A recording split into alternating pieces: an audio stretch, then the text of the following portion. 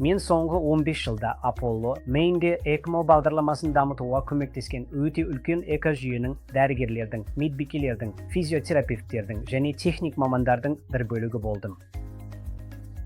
Біз бұл дамып келе жатқан терапияны 300-ден астам науқаста үлкен табыспен қолдандық. Біз оны трансплантацияға көпір ретінде ғана емес, сонымен қатар арт сияқты әртүрлі жағдайларда сауығуға көпір ретінде де қолдандық. Біз оны COVID кезеңінде де өте сәтті қолдандық. Сол кезде COVID пандемиясы кезінде емделген науқастардың 70-дан астамы сәтті нәтиже көрсетті. Сондай-ақ біз оны жылдар бойы улану және жарақат алған науқастарда да қолдандық. Жүрек пен тыныс алу тоқтаған науқастарда, яғни жүрек өкпе реанимациясы немесе ECMO көмегімен жүрек өкпе реанимациясы (EXPAR) кезінде біздің нәтижелеріміз шамамен 33 сәттілік көрсетті, ал әлем бойынша бұл көрсеткіш шамамен 28.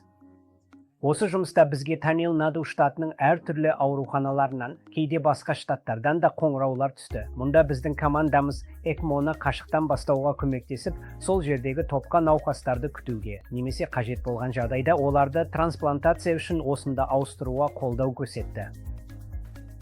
Бұл менің кәсіби мансабымдағы ең қанағаттанарлық сәттердің бірі болды. Өмір сүру мүмкіндігі жоққа жуық науқастардың сауығып, қалыпты өмірге оралуын көру. Менің ойымша, бұл Apollo Main ауруханасының ең үлкен жетістіктерінің бірі.